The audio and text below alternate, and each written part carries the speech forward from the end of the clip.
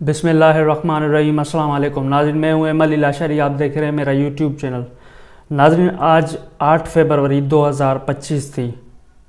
8 فروری 2024 کو ٹھیک ایک سال پہلے ملک بھر میں عام انتخابات منعقد کیے گئے تھے، جس میں پاکستان تحریک انصاف پورے ملک کی سب سے واحد، سب سے پاپولر سیاسی جماعت نے 180 قومی اسمبلی کی نشستیں جیتی تھی، آج سے ٹھیک ایک سال پہلے،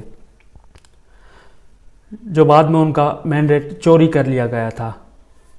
اب 8 فروری 2025 کو ایک سال پورا مکمل ہو چکا ہے ان انتخابات کو۔ ملک بھر میں 8 فروری 2025 ملک بھر میں اسے نام دوں گا یوم ووٹ چوری۔ آج دن تھا یوم ووٹ چوری کا۔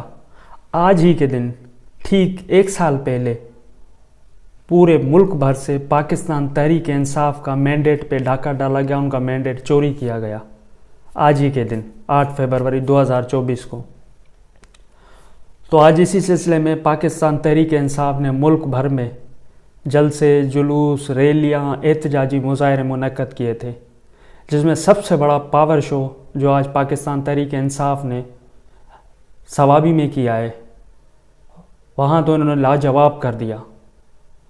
پاکستان تحریک انصاف نے صوابی میں جو پاور شو کیا ہے، میں سمجھتا ہوں اس کی مثال پہلے کہیں نہیں ملتی، کیونکہ ابھی 2 ماہ پہلے جو 26 نومبر کروایا تھا، جس میں اندھا دھند فائرنگ کر کے گولیاں چلائی گئی تھی، جس میں پاکستان تحریک انصاف کے سینکڑوں کارکنان کو شہید کیا گیا تھا اور درجنوں کارکنان کو زخمی کیا گیا تھا، اس قسم کا ظلم و ستم برپا کیا گیا تھا 26 نومبر اسلام آباد ڈی چوک پہ۔ تو اس کے بعد یہ جو آج صوابی میں پاکستان تحریک انصاف نے جو جلسہ کیا ہے، آج میں سمجھ رہا ہوں یہ بالکل یہ جلسہ لاجواب کر دیا۔ اس جلسے سے نہ صرف پاکستان تحریک انصاف نے ان مینڈیٹ چوروں، موجودہ حکمرانوں، بلکہ ان کے ہینڈلرز کو ایک زبردست قسم کا پیغام دیا ہے، ووٹ چوری کرنے والوں کو ایک زبردست قسم کا پیغام دیا ہے کہ آپ اب بھی دیکھ لیں، اب بھی آپ ہوش کے ناخن لیں اور یہ دیکھیں کہ عوام اب بھی کس کے ساتھ کھڑی ہے۔ عوام آپ کے ساتھ 8 فروری 2024 کو کھڑی تھی، عوام نے اس دن بھی ڈھونڈ کے آپ نے بلے کا نشان چھین لیا تھا پاکستان تحریک انصاف سے۔ آپ نے بینگن، ٹماٹر، آلو، گوبھی، سبزیوں کے سارے جو نشانات تھے، سبزیوں کے، جانوروں کے، بھیڑ، بکری، مطلب آپ نے جو نشانات دینے تھے پاکستان تحریک انصاف کے، آپ نے منتخب نمائندوں کو وہ نشانات دیے، الیکشن کمیشن نے وہ نشانات انہیں الاٹ کیے، لیکن عوام نے وہ نشانات ڈھونڈ کے اپنے اپنے حلقوں میں عوام نے ڈھونڈ کے ان نشانات پر مہریں لگائیں اور یہ ثابت کیا کہ ہم جو ہے ووٹ صرف اور صرف عمران خان کو دیں گے اور عمران خان کے منتخب نمائندوں کو دیں گے۔ تو ناظرین، آج ایک سال مکمل ہو گیا اس ووٹ چوری کو۔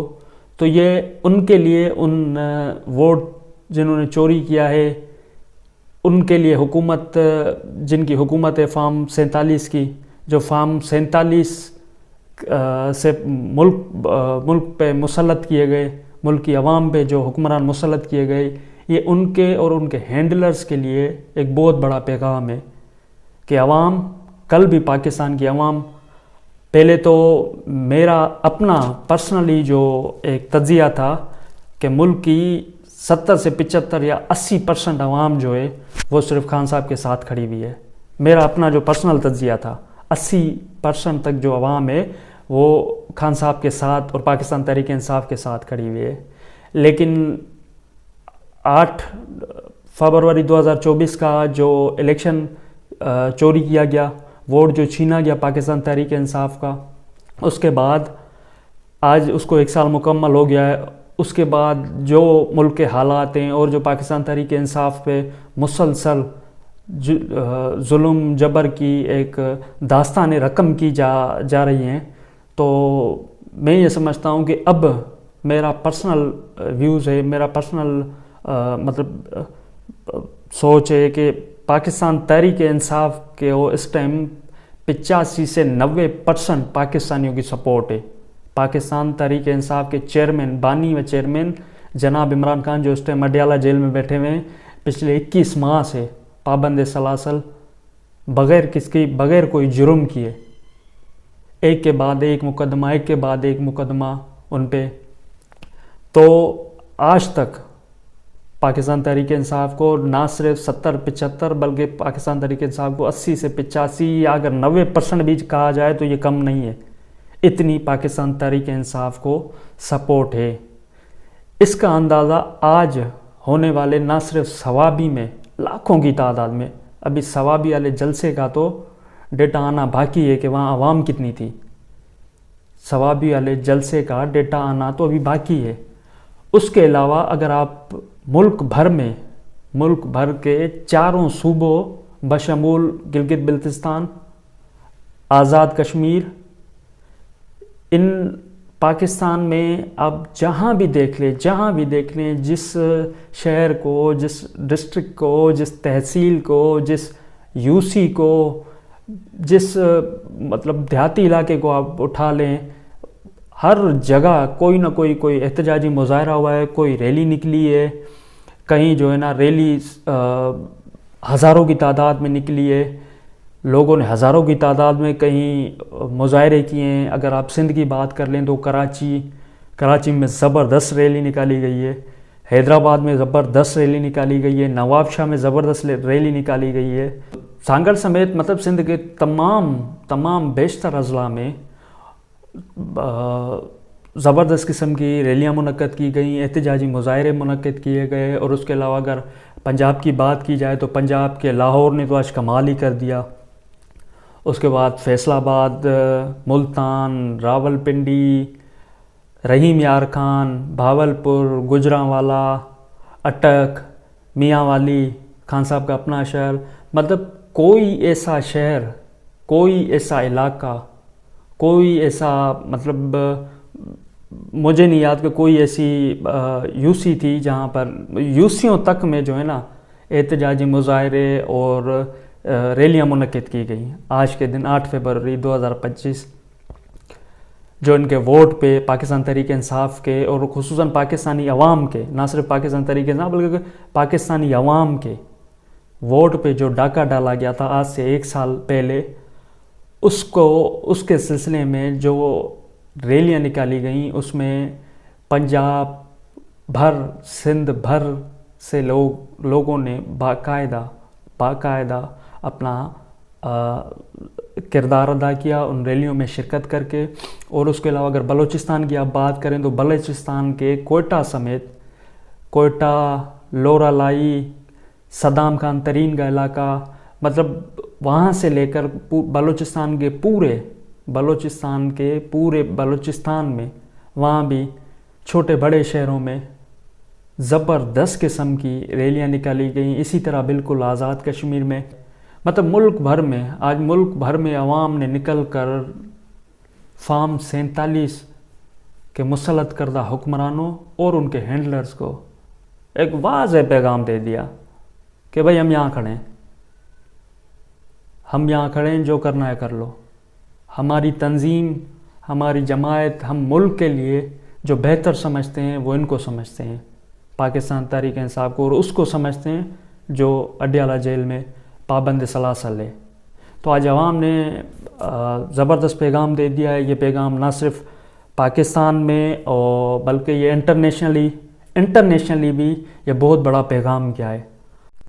اب میرا یہ خیال ہے کہ اگر آج یہ ریلیاں، جلسے، جلوس، ثوابی والا جلسہ دیکھ کر پنجاب، خصوصاً لاہور، کراچی، کوئٹہ، بلوچستان، تو میرا یہ اندازہ ہے کہ آج کے دن 8 فروری 2025 کو یہ حکومت، یہ جو چوروں کا ٹولہ اس عوام پہ مسلط کیا گیا ہے، یہ اسمبلیاں تحلیل کر کے اور 60 دن کے اندر الیکشن کا انعقاد کرتے ہیں. تو میں بالکل میں اپنا ایک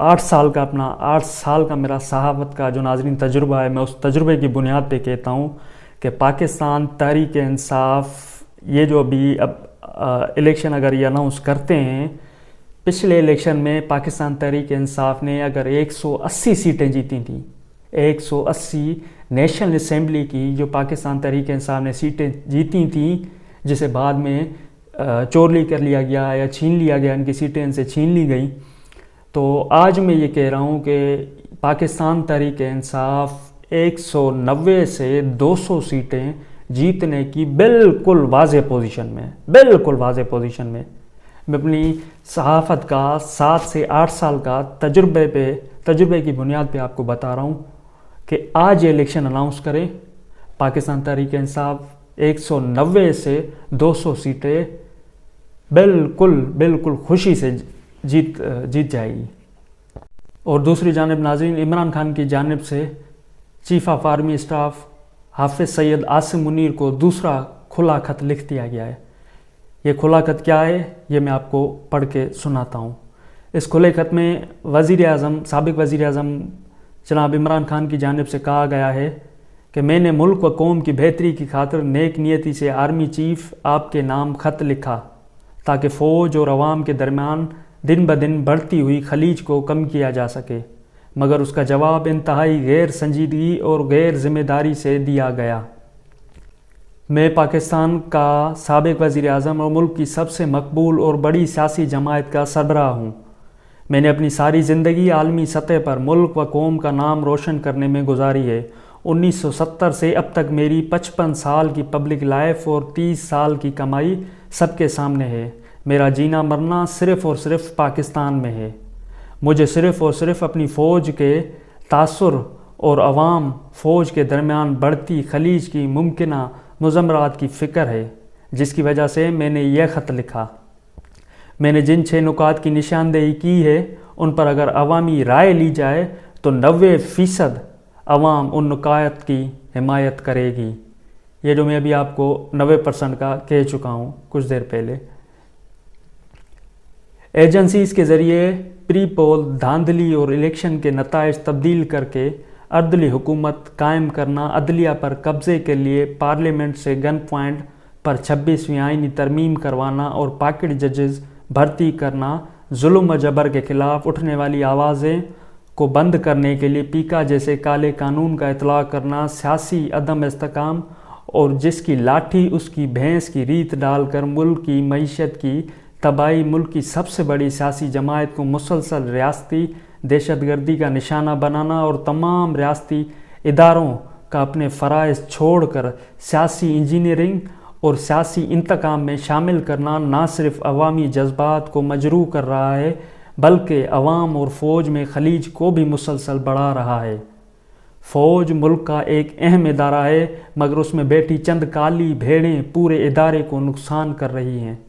ایسا ہی ایک شخص اڈیالہ جیل میں بیٹھا کرنل بھی ہے، جو جیل کے اسٹاف کو کنٹرول کرتے ہوئے نہ صرف آئین، قانون اور جیل مینول کی دھجیاں بکھیر رہا ہے بلکہ انسانی حقوق بھی پامال کر رہا ہے۔ وہ عدالتی احکامات کو جوتے کی نوک پر رکھتے ہوئے ایسا عمل کرتا ہے جسے قابض فوج کرتی ہے۔ پہلے اڈیالہ جیل کے فرض شناس سپریڈنٹ اکرم کو اغوا کیا گیا اور تشدد کا نشانہ بنایا گیا کیونکہ وہ قانون کی پاسداری کرتا تھا اور جیل قوانین پر عمل درآمد کرتا تھا۔ اب بھی تمام عملے کو ڈرایا دھمکایا جا رہا ہے۔ بنیادی انسانی حقوق پامال کرتے ہوئے مجھ پر دباؤ بڑھانے کے لیے ایک کرنل کے ماتحت جیل انتظامیہ نے مجھ پر ہر ظلم کیا ہے۔ مجھے موت کی چکی میں رکھا گیا ہے، 20 دن تک مکمل لاک اپ میں رکھا گیا جہاں سورج کی روشنی تک نہیں پہنچتی تھی۔ 5 روز تک میرے سیل کی بجلی بند رکھی گئی اور میں مکمل اندھیرے میں رہا۔ میرا ورزش کرنے والا سامان اور ٹی وی تک لے گیا اور مجھ تک اخبار بھی پہنچنے نہیں دیا گیا۔ جب چاہتے ہیں کتابیں تک روک لیتے ہیں۔ ان 20 دنوں کے علاوہ مجھے دوبارہ بھی 40 گھنٹے لاک اپ میں رکھا گیا۔ میرے بیٹوں سے پچھلے 6 ماہ سے صرف 3 مرتبہ میری بات کروائی گئی ہے۔ اس معاملے میں بھی عدالت کا حکم نہ مانتے ہوئے مجھے بچوں سے بات کرنے نہیں دی جاتی، جو میرا بنیادی اور قانونی حق ہے۔ میری جماعت کے افراد دور دراز علاقوں سے مجھ سے ملاقات کے لیے آتے ہیں، مگر ان کو بھی عدالتی آرڈر کے باوجود ملاقات کی اجازت نہیں ملتی۔ پچھلے 6 ماہ میں گنتی کے چند افراد کو ہی مجھ سے ملوایا گیا ہے۔ اسلام آباد ہائی کورٹ کے واضح احکامات کے باوجود میری اہلیہ سے میری ملاقات نہیں کروائی جاتی۔ میری اہلیہ کو بھی قید تنہائی میں رکھا گیا ہے۔ گن پوائنٹ پر کروائی گئی 26ویں آئینی ترمیم کے ذریعے عدالتی نظام پر قبضے اور کورٹ پیکنگ کا مقصد انسانی حقوق کی پامالیوں اور انتخابی فراڈ کی پردہ پوشی اور میرے خلاف مقدمات میں من پسند فیصلوں کے لیے پاکٹ ججز بھرتی کرنا ہے تاکہ عدلیہ میں کوئی شفاف فیصلہ دینے والا نہ ہو۔ میرے سارے کیسز کے فیصلے دباؤ کے ذریعے دلوائے جا رہے ہیں۔ مجھے غیر قانونی طور پر 4 سزائیں دلوائی گئی ہیں۔ میرے خلاف فیصلہ دینے کے لیے جج صاحبان پر اتنا دباؤ ہوتا ہے کہ ایک جج کا بلڈ پریشر 5 مرتبہ ہائی ہوا اور اسے جیل اسپتال میں داخل کروانا پڑا۔ اس جج نے میرے وکیل کو بتایا کہ مجھے اور میری اہلیہ کو سزا دینے کے لیے اوپر سے شدید ترین دباؤ ہے۔ 9 مئی اور 26 نومبر کو ہمارے نہتے جمہوریت پسند کارکنان پر ظلم و تشدد کی انتہا کر دی گئی۔ پرامن شہریوں پر سیدھی گولیاں چلائی گئیں۔ سیاسی انتقام کی آڑ میں 3 سال میں لاکھوں شہریوں کے گھروں پر چھاپے مارے گئے۔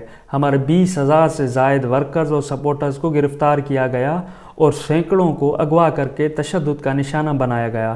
ہزاروں بے گناہ لوگوں کو کئی ماہ جھوٹے کیسز میں جیلوں میں رکھا گیا۔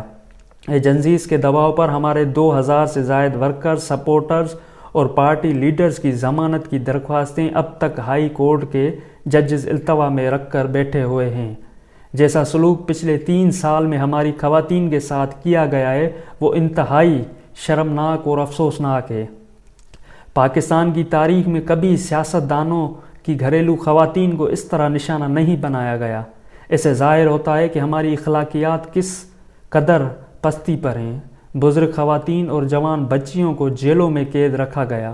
میری اہلیہ ڈاکٹر یاسمین راشد جو 75 سالہ کینسر کی مریضہ ہیں، میری دونوں بہنیں جن کی عمر 65 سال سے زائد ہے، سمیت سینکڑوں خواتین کو بیجا پابند سلاسل رکھا گیا ہے اور ان کی حیا کا تقدس پامال کیا گیا۔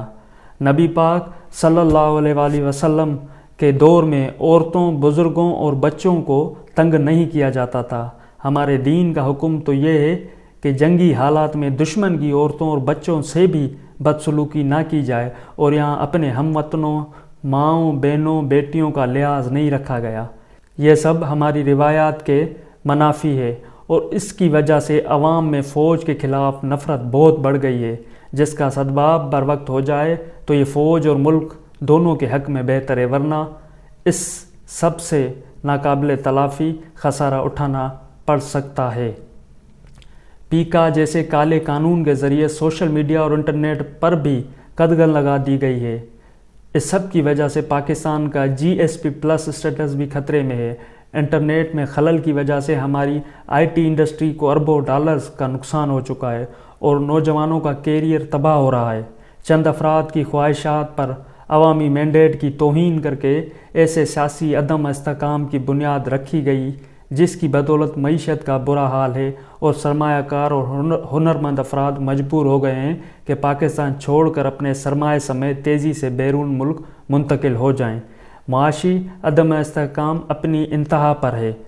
گروتھ ریٹ 0 ہے اور پاکستان میں سرمایہ کاری نہ ہونے کے برابر ہے۔ ملک میں غربت اور بے روزگاری عروج پر ہے۔ ہمارے فوجی پاکستان کے لیے قربانیاں دے رہے ہیں۔ دہشت گردی کے خلاف جنگ میں کامیابی کے لیے ضروری ہے کہ قوم فوج کے پیچھے کھڑی ہو، لیکن افسوسناک امر ہے کہ اسٹیبلشمنٹ کی پالیسیوں اور غیر قانونی اقدامات کی بدولت عوام میں فوج کی بدنامی مسلسل بڑھ رہی ہے۔ یہ سب فوج کی حلف کے خلاف ورزی ہے۔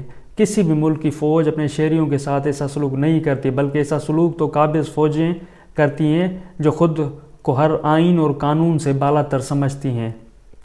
ملک کی استحکام اور سلامتی کے لیے ناگزیر ہے کہ فوج اور عوام کے درمیان کی خلیج کم ہو اور اس بڑھتی خلیج کو کم کرنے کی صرف ایک ہی صورت ہے، اور وہ ہے فوج کا اپنی آئینی حدود میں واپس جانا، سیاست سے خود کو علیحدہ کرنا اور اپنی متعین کردہ ذمہ داریاں پوری کرنا، اور یہ کام فوج کو خود کرنا ہوگا، ورنہ یہی بڑھتی خلیج قومی سلامتی کی اصطلاح میں فالٹ لائنز بن جائیں گی۔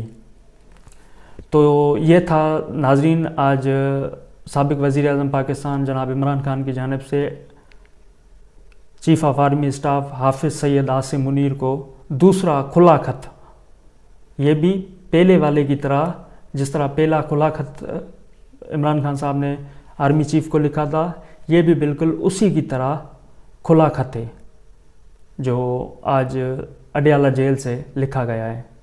تو ناظرین آج تک کے لیے اتنا ہی، ملتے ہیں اگلے ولاگ میں، تب تک مجھے دیجیے اجازت، اللہ نگہبان۔